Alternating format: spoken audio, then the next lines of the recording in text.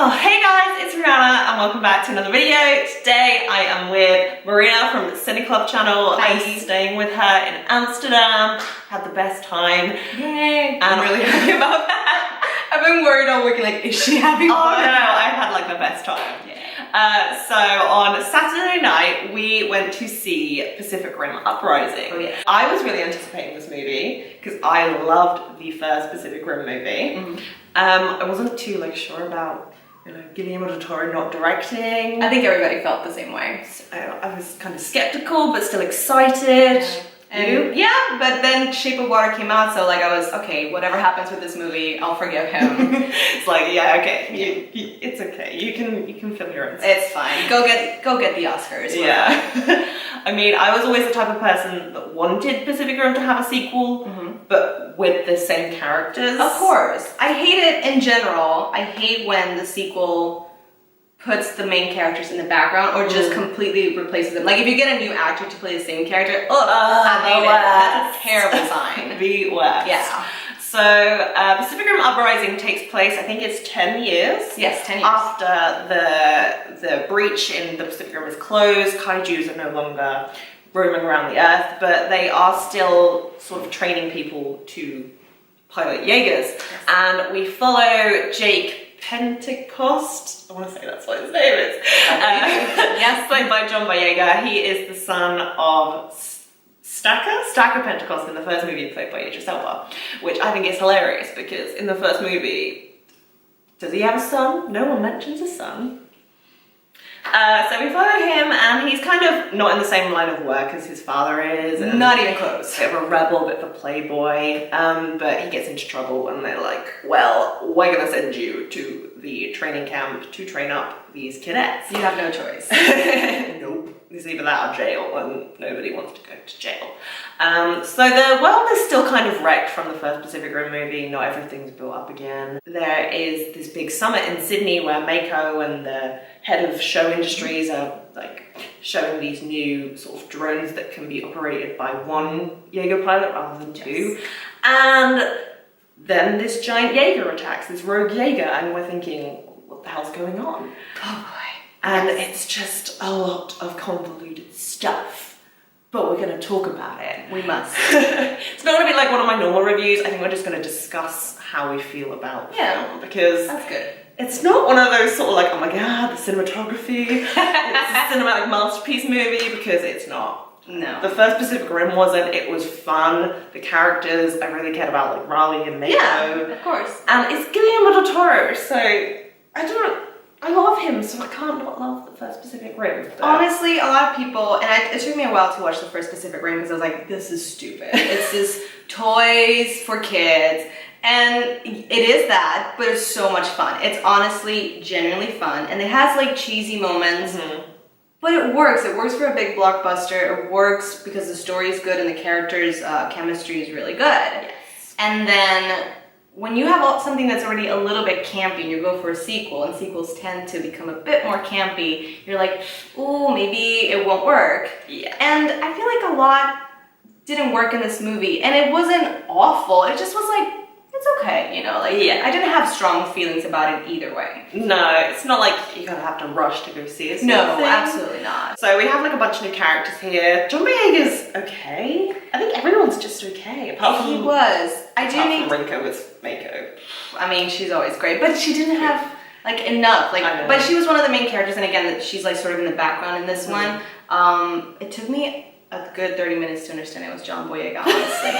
And that really embarrassed me. I think the accent threw me, even though I know he's British, like it just looked at him completely different, and he had just the thinnest mustache, and for some reason, that just changed his entire face. His voice is very different from American and English. Yeah. Do you think he was putting it on a bit? That's not his real accent, right? It was like a strong... I don't know. I think he was trying to sound like Idris Elba. And Idris is a little like rougher sounding. Yeah. It threw me off. Yeah. I don't know. It was just like the very cut out version of the anti-hero. Like too much that eventually cares. And he was just annoying to me in the beginning. Like I didn't find anything I could relate to. And they try to do like, he's obviously very funny throughout the whole thing, but they try to make him like silly funny. Like the whole ice cream thing with the springs. I was like, this isn't funny. No. Like, You're just a brat. Yeah, pretty much. He's not exactly the one you want to like root for or anything. Yeah. Whereas with Raleigh, he's a bit like rough and tumble, and exactly. Like, he doesn't want to do it, but you know, like eventually he gets into it, and that's sort of the same with Jake's character. But I don't know, like just the way they introduce these new characters, you're just sort of you don't care. No. You really just don't care. Like there's him and Scott Eastwood's character, who I've forgotten the name of, and if you can't remember the name of the character, then he's the handsome white man. yeah. They're not exactly important. And then you've got like 6 cadets. I think I remember the name of like 2 of them. No, I like the girl. Yeah, she was kind of kick-ass. Because the whole new dynamic is John Boyega with this younger girl who's like very scrappy. She built her own little Jaeger who's very cool. And it's like a bit of a brother and sister vibe going on. Yeah. And I liked her. And I could tell like she was struggling way more than John Boyega. What is his name in the movie? Jake, thank you. Jake, you can tell he has like a story behind, but when he finally reveals it, it's a bit like, oh, okay, like not that big of a deal. It's just like, yeah, we know your dad was like great and stuff, and you know, you didn't have the best relationship, blah blah blah. But then like you see Amara's backstory, and it kind of gets you a little bit like Mako's, but they made Mako's way more emotional. Oh like, god, yes. That music. But yeah, Amara was kick-ass. I really like the head of show industries. I've forgotten what her name is. Oh, me too. But she's a badass. She was cool. She was the kind of character you didn't know what to do with her. First, it's like, oh, she's the corporate evil person probably, but then maybe not. We also had a bit of a problem where she speaks Chinese. Is it Chinese? I'm pretty sure she was speaking Chinese. I do think it was Chinese, Mandarin, I apologize. And in Netherlands, the subtitles are Dutch no matter what. So if it's another language, Dutch is right in the bottom. So we were like, all the decisions that you're making, we have no idea. It's like, we heard 48 hours, do it now, shut up, and okay. And that's it. Charlie Day's reaction to it. So we were like, yeah. Something's happening. We understand everything that's going on.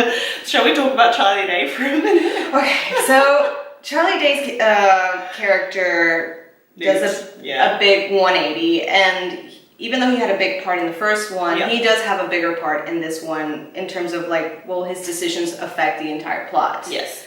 I don't know, maybe it's because we're used to seeing Charlie Day in comedy. Yes. And now he's sort of like evil, not because he wants to be. It didn't work for me. No, it was weird because they did still try and make his character funny, like Newt funny, but like that just doesn't mix well with the kind of serious murderous thing they were trying to do with his character. I feel like if we were gonna have a human bad guy, it should have been maybe a little bit better. Yes. And I do understand that if he wasn't himself, but it didn't fit for me. I don't know. No, not with Charlie Day. No. And at one point he sort of escapes and then comes back. I'm like, do you really have anything to do here? Like, I don't understand. It's like, where the hell did you come from? Yeah. What are you doing? Oh, and it was like, because obviously it's the Pacific Rim. I think we were in China at one point and that's when he escapes. And then someone was like, oh, Newt is in Tokyo. How did he get to Tokyo? Like, everything is being attacked. Like, how did that happen? This movie just has a lot of plot issues. Yeah, just a little. I think the first half, it took way too much time to get into it, the actual plot, and then you have another part of the plot, and then you have another part of the plot, and it just doesn't mix well together. I got what they were going for, and I thought it was interesting, but it wasn't very well executed. Yeah. Because the first part is like, and they do the whole narration telling you what's been happening. We just have Jaegers now. We've closed the other dimension or whatever, and we have Jaegers. And for a good 30 minutes, you're like, oh, is this going to be a Transformers movie? Because we have a rogue Jaeger, and it's like, oh, I guess, but it's just robots. Like, the whole cool thing is monsters and robots. Yes. Like, that is the thing you want to see happening. And that takes a while. Was quite a while. Yeah. And I do feel like the whole robots and kaiju things in the first one is better than this one. Yes. Like the actual fights, I thought they were way more epic and badass. They were filmed much better. Yes. The music was better. Yes. The special effects were better. Yes. It's insanity. Like, the action in this one was like, It was, you know, you weren't feeling anything, you know, and they did some really weird stuff where they filmed inside the Jaeger rather than focusing on the bigger picture. Yeah. They did like all this slow-mo stuff. Too much, yeah. Because it was like, you know how they're both like in sync and they're doing the whole movements, and that's really cool to watch. And so they would do the part where the humans do the movement, and then you see the Jaeger doing it. But we spend way too much time seeing the whole human movement. I don't care. I want to see the Jaeger kick some ass, you know? So by the time the Jaeger actually does it, it's almost over, and you're just looking at the characters that I don't care about because I just didn't. There were so many that you were like, there were. I think a few died, and I do not remember who they were. Oh my god. I'm just thinking, like, nope. I think at least one died, and it was just like, yeah. And there was that female character, I forget what her name was. The blonde one? No. The Puerto Rican, I don't know if she was Puerto Rican, she was Latin. Yeah. I don't know who she is. We thought, you know, she seems badass, and then they throw her off with just this stupid sort of love triangle thing, and she doesn't do anything. I think quite literally when they do the montage of like, we're gonna kick some ass, and they're rebuilding the Jaeger, she's just like doing some things with some flags. It's like, why are you doing that? Are you actually contributing to nothing? This film I felt so bad for her because she could have been very cool, and they did try to do a stupid love triangle, and I kind of got it if it had happened because she's supposed to be with Scott Eastwood's character, whatever his name is. But then they're not actually together. It's just and she has zero. I think she speaks to Jake one time. Yeah. And then they wanted to make it kind of funny. I think they were like, haha, we're gonna pretend to do a love triangle, but not really. And you're like, that doesn't contribute to anything. Doesn't make any sense whatsoever, especially to her character, if her character is literally just to be this piece in the love triangle. She was nothing, and I hate saying those words, but she was like, could have been there, could not, I wouldn't have cared. Yeah, see, like, the first Pacific Rim, you have Raleigh, Mako, Stacker, and then you have the two scientists. Yes. That's 5 characters you only have to remember the names of. I remember all of them. And they have very concrete, fleshed out stories. Yes, exactly. You knew what every single one had to do and what their function was. Exactly, you knew their personalities and their backstories and everything like that, and their connection to each other, which made it not entirely emotional, but you know, you more care. Effective. You care. But with all these cadets and these random side characters, you're just like, I don't know what your name is, I don't know your purpose, why are you here? No, none. Sort of thing. It just feels like it tried to cram so much into one movie. Yeah. And it didn't even expand the universe, really. No, and you know what? I'm okay with it leaving it in that area. Yeah. I just feel like the story was a bit silly, you know, like, okay, they can't come back, how do we get them to come back? I think it could have been a little bit better. And yeah, that was it. And again, the fights, I don't know what it is about fights in daylight that feel less dramatic to me. I also think it because Pacific Rim is so colorful. You have all the neon stuff inside their Jaegers and everything that's going on. And even the Kaijus have like glowy stuff. Yeah. At night it looks super cool. So the main fights were in the daylight in the city, and it was weird. It was not as great. It wasn't bad, but it wasn't as amazing as the first one. Yeah, like you had some rain, you had darkness, you had the waves of the ocean. You've got yourself a dramatic fight scene. Of course. In the daylight, it just kind of sucks. Is it me, or did the Jaegers have more weapons this time? Well, can I curse in your channel? Go. The fucking Gypsy Avenger had the same dumb sword. And it was just like, you think if you take, because I'm assuming it's sort of like a replica of Gypsy Danger. If you're gonna amp it up, why do you still have the same dumb sword? And then of course the Rogue Jaeger had 2. And it was just like, but they did need like something. Well, they tried to do it, that was fucking 3. What was it? Oh, that was so dumb. You know, I didn't understand that until way later when they killed. Okay, this might have been my fault not following the movie, but when they end everything, I was like, where are the other 2 kaijus? I was like, oh, this is what happened. Because they did the whole weird beetle thing, and I was like, oh, they're curing them. I was like, okay, they're making That's what I thought. Yeah. I was like, oh no, they built a huge one. That's why they had like the 3 sort of hearts or whatever that they had to destroy, which was far too easy, may I say. All you had to do is plunge into a fucking volcano and your kaiju's dead. Are you serious? And then at the very end, they set up for a 3rd movie. Well, yeah, I mean, we saw that coming. Whether or not they'll make it or not, I don't know, but... I don't know either. That would be the stupidest thing. If this one had been good, I would have been all for it, honestly. Yeah. But... I think the last like line or something is like, oh, we won't wait for them to come here, we'll just go to them. It's like, you're gonna go to another dimension to defeat kaiju. Like, you don't even, quite literally, the whole movie was trying to understand the purpose of the kaijus. And I don't think we still know it. Nobody. Apart from destruction, which we already know that. Now we're gonna go into their world. You don't know what's out there. You don't know what's in the other universe. No. Like, I just maybe they should have stopped at the first one. I think it's just too fun to stop, and I understand that. Like, but I don't want it to be like Transformers. No, nobody does, but that's coming. Wait for it. That's if this does well. Rim, the dark side of the moon. The last kaiju, the last Jaeger. Who cares? I do have to say, I don't know who does this, but whoever names the Jaegers needs to name all the animals in the world. Yes, because they were great. All the names again were probably the best part of the movie. I don't know. The names of the Jaegers? I don't know who makes them up, but I love them. They were great. Oh, so have you got any more thoughts? I don't think you'll be horribly disappointed if you want to have popcorn and have some fun and laugh at a few things. Yeah. Oh, the meme. What the hell is that? Okay, I do need to talk about this because I don't understand what they were going for. They do a scene where they're shooting the kaiju, sorry, not the kaijus, the Jaegers to wherever they need to go to fight, and one of the kids plays the Trollolol video because it relaxes him. And it was just so weird and outdated and strange. But then I thought, well, if we live in a world where kaiju's attacked, maybe we're behind.